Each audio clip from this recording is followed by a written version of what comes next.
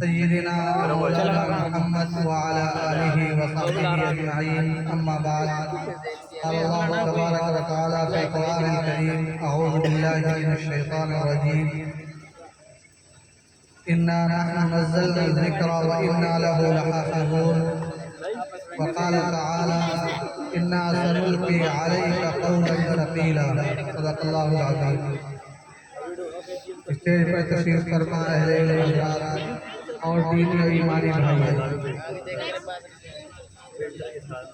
آج مدرسہ فیض عام تعلیم القرآن کا یہ دستار بندی کا اجلاس ہے۔ اس اجلاس کا تعلق اللہ تبارک و تعالیٰ کی اہم ترین اور عظیم ترین کتاب قرآن کریم سے نسبتوں کی وجہ سے چیزوں کو اللہ تبارک و تعالیٰ بلندی اور رفعت اور مقام عطا فرماتے ہیں۔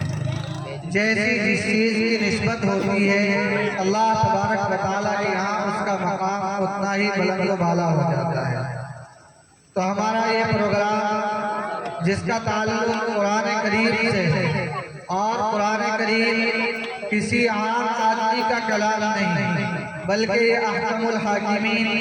مالک کائنات رب ذوالجلال کا کلام ہے، جو شہنشاہوں کا شہنشاہ اور آقاؤں کا آقا ہے، تو لازمی طور پر اس کا کلام بھی تمام کے تمام کلاموں کا بادشاہ اور تمام کے تمام کلاموں کا شہنشاہ اور آقا ہے۔ اور وہ پروگرام جو اس کتاب کی نسبت پر منعقد ہوتے ہیں وہ پروگرام بھی اللہ تبارک و تعالیٰ کے یہاں بڑا اہم مقام رکھتے ہیں، اور وہ حضرات جنہیں ان پروگراموں میں حاضری کی سعادت حاصل ہوتی ہے وہ یقیناً اللہ تبارک و تعالیٰ کے نزدیک بڑے پسندیدہ اور اللہ تبارک و تعالیٰ کے بڑے محبوب بندے ہوتے ہیں۔ یہ قرآن کریم اللہ تبارک و تعالیٰ کی آخری کتاب ہے۔ اس سے پہلے اللہ تبارک و تعالیٰ نے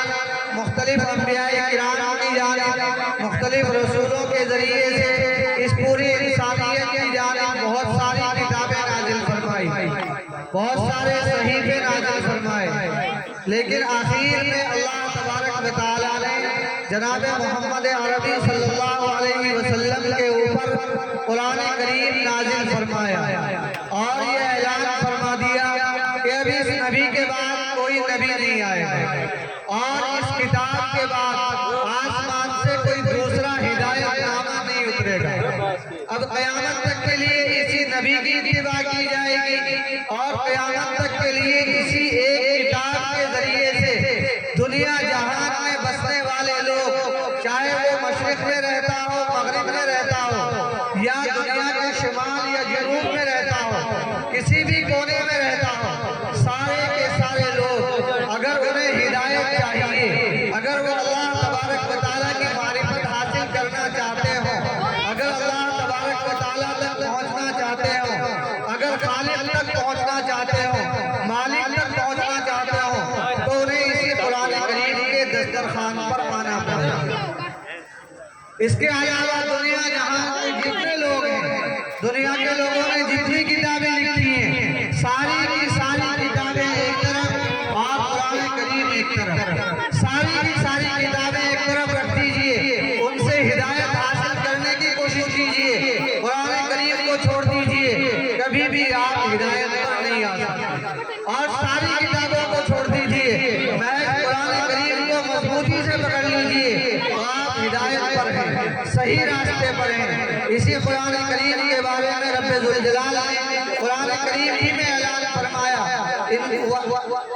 ان ھذا القرآن یہدی للتی ہی اقوم، یہ قرآن کریم وہ راستہ بتاتا ہے جو راستہ سب سے زیادہ سیدھا ہے، جو جنت میں لے جانے والا راستہ ہے، جو برائیوں سے بچانے والا راستہ ہے، جو گناہوں سے بچانے والا راستہ ہے، جو شرک سے بچانے والا راستہ ہے، جو بت پرستی سے بچانے والا راستہ ہے، جو عصبیت کے ماحول سے بچانے والا راستہ ہے، جو سماج کی برائیوں سے بچانے والا راستہ ہے۔ اگر ہمیں اس راستے کی تلاش ہے تو ہمیں قرآن کریم کے دسترخوان پر آنا پڑے گا، قرآن کریم کو سمجھنا ہوگا،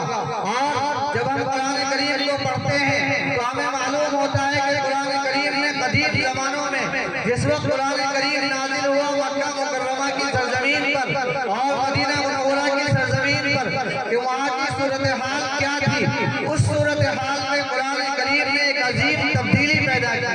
ایک بڑا انقلاب پیدا کیا،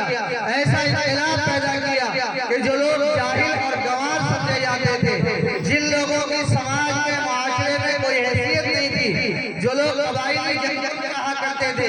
ایک دوسرے کے خلاف ہمیشہ نبرد آزما رہا کرتے تھے، ایک دوسرے سے لڑا کرتے تھے، جب وہ قرآن کریم کے دسترخوان پر آئے، قرآن کریم کو انہوں نے سینے سے لگایا، قرآن کریم کو اپنی زندگیوں میں داخل کیا، تو تھوڑے ہی عرصے میں اللہ تبارک و تعالیٰ نے ان کو بڑی بڑی شہنشاہیتوں کا بادشاہ بنا دیا۔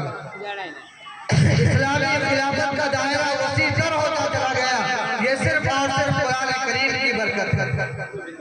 قرآن کریم پر جب تک مسلمان عمل کرتے رہیں گے یا جب تک مسلمان عمل کرتے رہے، اللہ تبارک و تعالیٰ نے ہمیں سربلند رکھا، لیکن جب قرآن کریم پر عمل کرنا ان مسلمانوں نے چھوڑا، قرآن کریم کو اپنی زندگیوں سے خارج کیا، تو وہ اللہ تبارک و تعالیٰ کے فضل سے، اللہ کی رحمتوں سے، اللہ کی عنایتوں سے دور ہوتے چلے گئے اور دوسری قوموں کے دست نگر بنتے چلے گئے، دوسری قوموں کے سامنے ذلیل اور رسوا ہوتے چلے گئے۔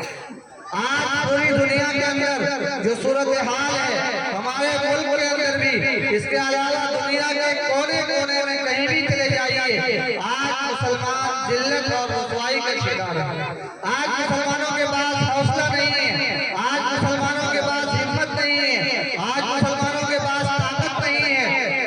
صرف اس وجہ سے کہ انہوں نے قرآن کریم کو چھوڑ دیا ہے۔ مسلمان اگر یہ چاہتے ہیں کہ ان کے اندر طاقت پیدا ہو تو ان کی طاقت کا سرچشمہ قرآن کریم ہے۔ مسلمان یہ چاہتے ہیں کہ ان کے نوجوانوں کے اندر حوصلہ پیدا ہو، جرأت اور بہادری پیدا ہو، تو وہ قرآن کریم سے جڑیں، قرآن کریم سے اپنے آپ کو مربوط کریں، قرآن کریم سے جڑیں گے تو اللہ تبارک و تعالیٰ ان کے اندر، ان کے آنے والی نسلوں کے اندر ایک عظیم تبدیلی پیدا فرما دے گا۔ پھر وہ دنیا کی کسی بڑی سے بڑی طاقت سے نہ ڈر محسوس کریں گے، نہ کسی طرح کا خوف محسوس کریں گے، کیونکہ ان کے پاس احکم الحاکمین کا کلام ہے۔ اللہ تبارک و تعالیٰ کے کلام کو انہوں نے اپنے سینوں سے لگایا ہوا ہے۔ حضرات صحابہ کرام رضوان اللہ علیہم اجمعین، ان کا ایک ایک فرد بڑے بڑے مجمع کے اوپر بھاری پڑ جایا کرتا تھا، کیونکہ اس کے پاس ایمانی طاقت تھی، قرآنی طاقت تھی، قرآن ان کے سینے کے اندر محفوظ تھا،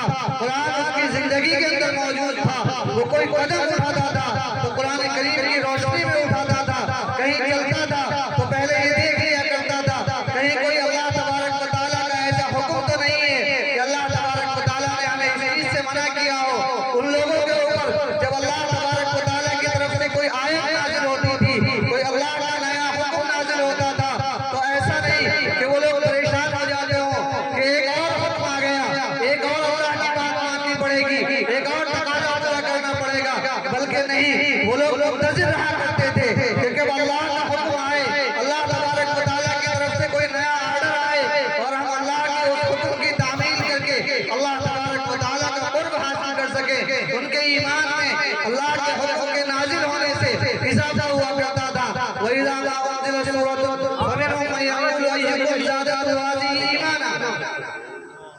حضرات صحابہ کرام رضوان اللہ علیہم اجمعین کے بارے میں قرآن کریم نے یہ کہا ہے کہ جب وہ لوگ نبی کریم صلی اللہ علیہ وسلم کے مجلس میں ہوا کرتے تھے تو معلوم کیا کرتے تھے، کوئی آیت تو نازل نہیں ہوئی، اللہ تبارک و تعالیٰ کا کوئی نیا حکم نہیں آیا، فَأَمَّا الَّذِينَ آمَنُوا فَزَادَتْهُمْ إِيمَانًا وَهُمْ يَسْتَبْشِرُونَ۔ وہ لوگ جو ایمان لائے تو اللہ تبارک و تعالیٰ کی طرف سے نازل ہونے والی آیت ان کی ایمانی طاقت کے اندر اضافہ کیا کرتی تھی۔ وہ لوگ یہ سمجھا کرتے تھے کہ ایک اور حکم آ گیا ہے اللہ سے قریب ہونے کا، ایک اور موقع ہاتھ آ گیا ہے کہ ہم اللہ تبارک و تعالیٰ کی رضا حاصل کر لیں۔ وہ یستبشرون، اور وہ خوش ہو جایا کرتے تھے۔ اسی کے مقابلے میں وہ لوگ تھے جو لوگ منافق کہلاتے تھے، جن کا ظاہر کچھ تھا، باطن